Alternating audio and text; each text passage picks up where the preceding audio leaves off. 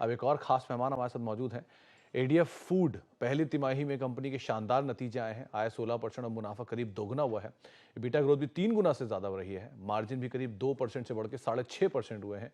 Q1 में Ashoka brand की आय करीब 200 करोड़ के पार पहुंची और कंपनी ने 8 ब्रांड्स के तहत सॉसेस, पिकल्स और पास्तास की बिक्री करती है।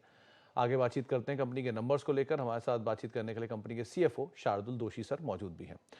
शार्दुल सर नमस्कार, स्वागत है कार्यक्रम में। पहले तो नंबर्स को लेकर एक बार शुभकामनाएं। बहुत ही बढ़िया नंबर कंपनी ने पोस्ट किए हैं वाई बेसिस पर भी, और अच्छे नंबर्स रहे। सिनेरियो फेवरेबल है, डिमांड पिकअप कर रही है, मार्जिन की पिक्चर बेटर है इनपुट कॉस्ट नीचे आने से। तो ये सब चीज़ों को आधार मानकर क्या की हाईलाइट्स रहे इस क्वार्टर के? नमस्कार। इनफैक्ट हम लोग काफी कोशिश कर रहे हैं कि मार्केट में कंटिन्यूस पेनिट्रेशन बढ़ता जाए एंड द ग्रोथ हमारा मोमेंटम कंटिन्यू है। आपने जैसे देखा है नंबर, आपने जैसे अभी बोला कि टॉप लाइन 17% से बढ़ा हुआ है एंड मार्जिन प्रोफाइल इनफैक्ट काफी बेनिफिट हुआ है। रॉ मटेरियल प्राइसेस थोड़े बेनिफिशियल रहे हमारे लिए, फ्रेट कॉस्ट कम कम हुआ है, उसकी वजह से एबिटा में 3 गुना ऑलमोस्ट हुआ है। एबिटा 21 करोड़ का रहा है, पैट 16.5 करोड़ का रहा है। अगर देखेंगे तो जनरली Q1 हमारा थोड़ा सा कंपेयर टू द Q4 थोड़ा सा कम होता है, बट ये साल में हमने वाई ऑन वाई कंपैरिजन करेंगे तो काफी ग्रोथ अच्छा किया हुआ है, तो इससे हमें ये साल का उम्मीद अच्छी आ रही है। शार्दुल सर, दोनों जो सब सेगमेंट्स हैं, प्रोसेस्ड एंड प्रिजर्व्ड फूड, वहां पर भी नंबर Q1 के कंपैरिजन में वाई बेसिस पर तो बेटर है, लेकिन सीक्वेंशियली थोड़े से सबड्यूड आते हुए दिखाई पड़े हैं। हालांकि डिस्ट्रीब्यूशन स्पेस दोनों में बढ़िया करके गया वाई और Q1Q बेसिस पर। सो गोइंग फॉरवर्ड, क्योंकि अब हम second half of financial year में एंटर कर रहे हैं, जहां पर फेस्टिव होगा, जहां पर शादियां होंगी, तो डिमांड पिकअप करती है अदरवाइज भी। सो कैसे देख रहे हो आप इन दोनों स्पेस को गोइंग फॉरवर्ड? आपने सही बोला। इनफैक्ट Q1 के बाद हमारा पिकअप चालू होता है, Q2 Q1 से बेटर होता है। Generally I think this is what we have seen in the history, और Q3 Q4 हमारे और भी अच्छे होते हैं। तो इसीलिए मैं बोल रहा हूँ कि ये जो ग्रोथ हमें मिली अभी ऑन द Q1, वो उससे हमें काफी अभी कॉन्फिडेंस आ रहा है कि ये साल भी हम लोग अच्छा नंबर दे पाएंगे।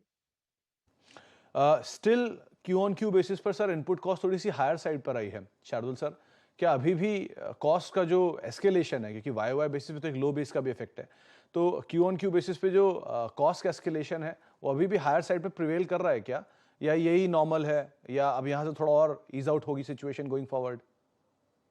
देखो, कुछ कुछ items raw material prices cost थोड़े बढ़े हैं, लेकिन इसका इम्पैक्ट हम पे इतना नहीं आता, क्योंकि हमारा जो सोर्सिंग होता है, ये हम लोग काफी काफी जो चीजें होती है जो हमारे लिए इम्पोर्टेंट है, हम लोग काफी स्ट्रक्चर्ड बाइंग करते हैं।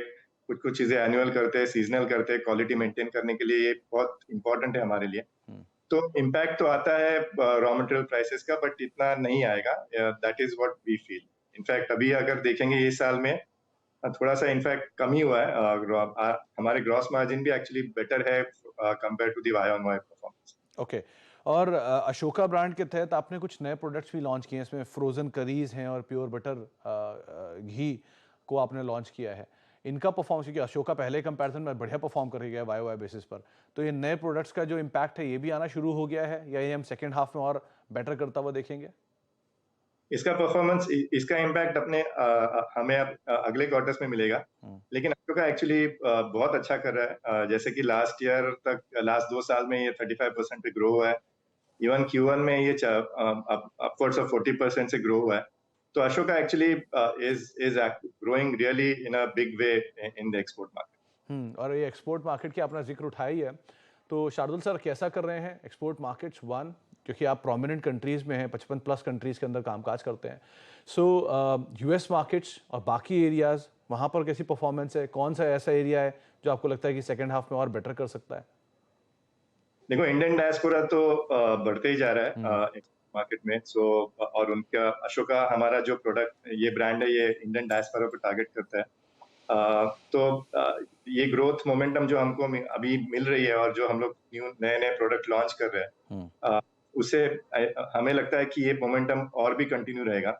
अभी हमारा फोकस मेन स्ट्रीम पे भी है। ये साल में हमने ट्रूली इंडियन पे भी काफी फोकस रखा है, और जो कि लो बेस है अभी करंटली, लेकिन काफ़ी कुछ उस पे भी हम लोग कर रहे हैं। अगले क्वार्टर में इसमें फ्रोज़न रेंज हम लोग लॉन्च करने वाले हैं। तो ये जो नॉन इंडियन कंज्यूमर्स के लिए भी हम लोग अभी काफ़ी पुश करने वाले हैं इन दिस मार्केट। ओके। और जो नई फैसिलिटीज़ वगैरह आपने ओपन की थी यूएस में, क्या कुछ फर्दर एक्सपेंशन वहाँ पर आप पैन आउट कर रहे हो या ओवरसीज़ मार्केट्स में? एक्सपेंशन अभी मतलब यूएस में जो हमने किया हुआ है वो काफ़ी है फॉर मे बी ईयर और 2, बट हम लोग एक्सपेंशन होगा by way of inorganic growth. हम लोग ऑप्शन हम लोग ढूंढते रहते हैं। हमारे पास कैश है, डेट फ्री है कंपनी, तो वी आर अभी हम लोग काफ़ी अच्छे विकेट पे बैठे हैं to buy some target in this market. Hmm. चलिए, बहुत बहुत शुक्रिया शार्दुल सर हमारे साथ मौजूद रहने के लिए, और एक बार फिर से बहुत बहुत शुभकामनाएं आपको बढ़िया नंबर्स पोस्ट करने के लिए, और second half of financial year के लिए भी काफ़ी काफ़ी शुभकामनाएं। एडीएफ फूड करीब 3% ऊपर नंबर्स के बाद रिएक्ट करता हुआ 1105 1106 के स्तरों पर अभी ये स्टॉक ऑलरेडी कामकाज कर रहा है। बढ़िया तेजी स्टॉक में देखने को मिले नंबर्स के बाद। एक ब्रेक का वक्त है, ब्रेक के बाद लौटेंगे और बाकी खिलाड़ियों से भी तीन तीन जो एक एक कॉल है तीनों खिलाड़ियों से उस पर बातचीत करते हैं छोटे से ब्रेक के बाद।